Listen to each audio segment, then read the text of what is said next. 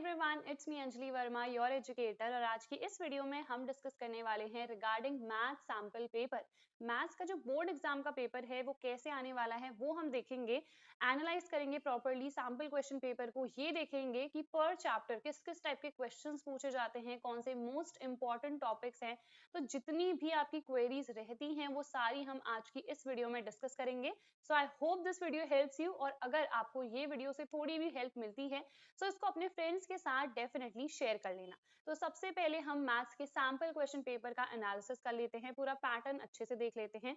तो आप सभी को पता है 3 घंटे का आपका पेपर रहता है, टोटल 80 मार्क्स का आपका ये क्वेश्चन पेपर रहता है।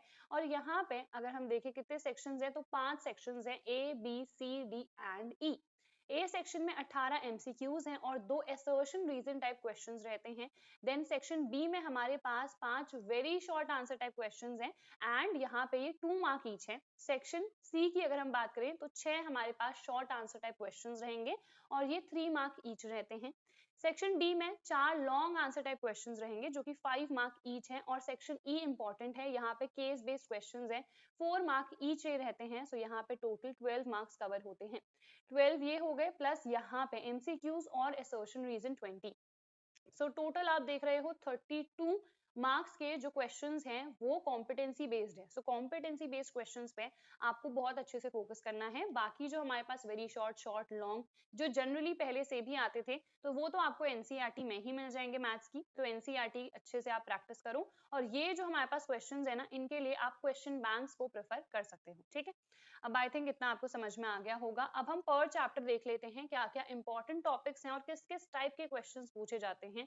तो सबसे पहला चैप्टर है हमारे पास रिलेशंस एंड फंक्शंस। इसमें ये दोनों ही टॉपिक्स बहुत ज्यादा इंपॉर्टेंट है, यहाँ से क्वेश्चंस पूछ लिए जाते हैं। सबसे पहले हमारे पास है इक्विवेलेंस रिलेशन। यहाँ पे आपको पता है सिमेट्रिक, रिफ्लेक्सिव, ट्रांजिटिव तीनों ही प्रूफ करने होते हैं। ठीक है, तो ये वाला पार्ट हमें अच्छे से देखना है। उसके बाद वन वन फंक्शंस क्या है, ऑन टू फंक्शंस क्या है, बाइजेक्टिव फंक्शंस जो कि दोनों ही होते हैं।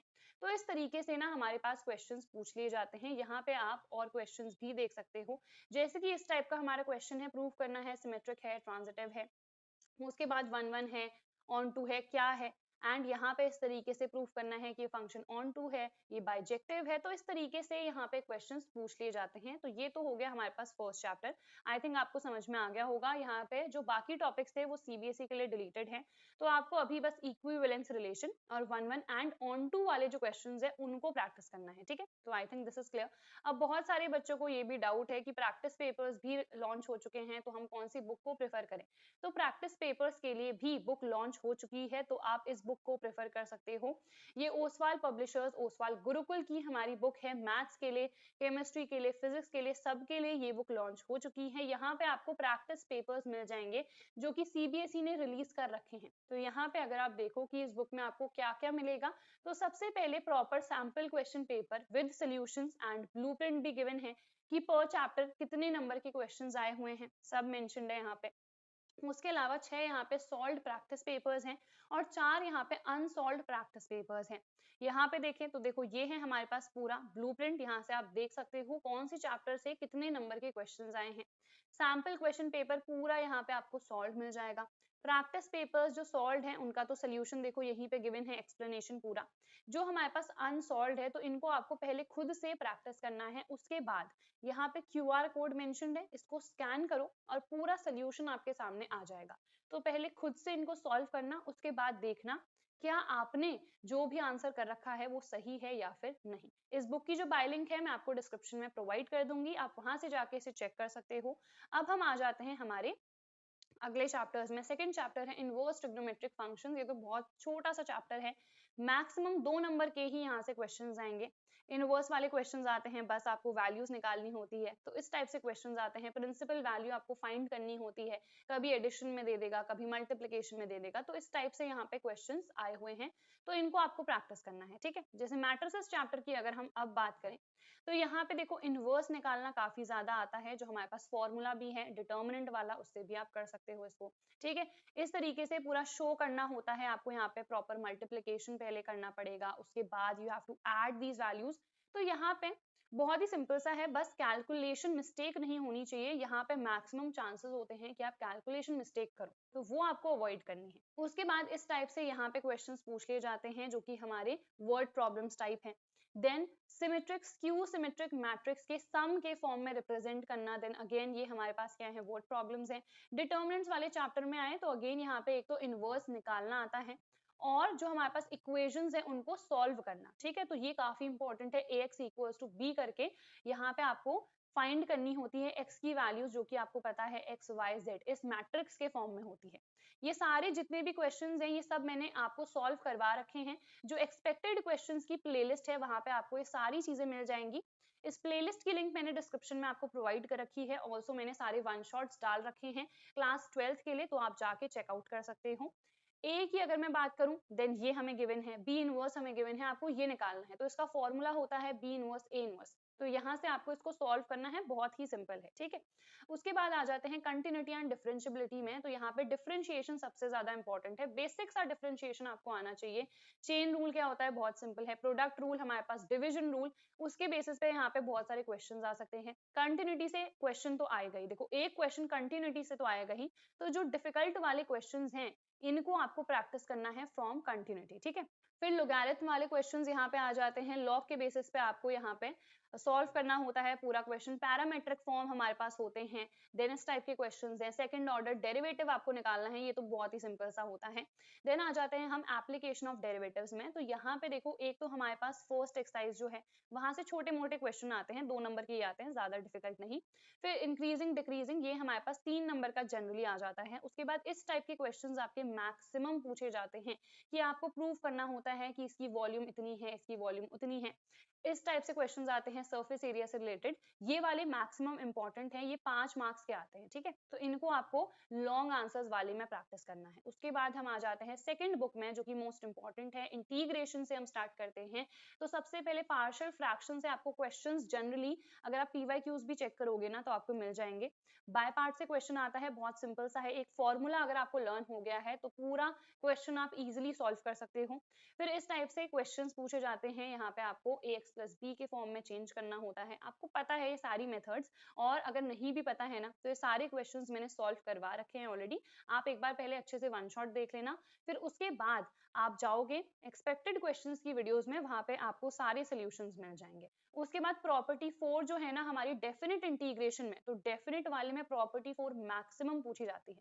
उसके बाद एप्लीकेशन ऑफ इंटीग्रल्स में तो बहुत सिंपल है यार, बस आपको प्लॉट करना है पूरा ग्राफ और उसके अकॉर्डिंग जो भी शेडेड एरिया बन रही होती है उसकी जो भी एरिया आ रही है वो आपको कैलकुलेट करनी होती है। It is very simple. एक बार अगर आप देखोगे वन शॉट तो आपको सारी चीजें समझ में आ जाएंगी। उसके बाद बस इसी टाइप से आपके क्वेश्चंस हैं, area between this and this. ज्यादा डिफिकल्ट क्वेश्चंस जो हैं वो डिलीट हो चुके हैं, तो बस इस टाइप के सिंपल से क्वेश्चंस आपको करने हैं।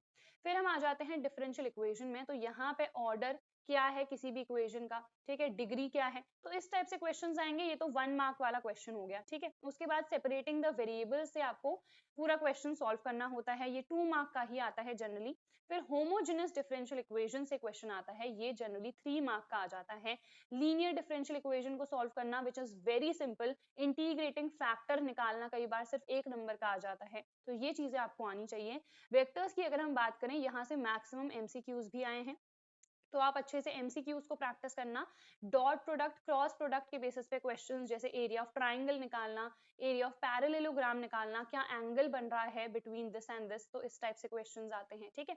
ये वाला क्वेश्चन आपका जनरली 2 मार्क का आ जाता है। Find the vector in the direction of this vector, जिसका आपको मैग्नीट्यूड गिवन है।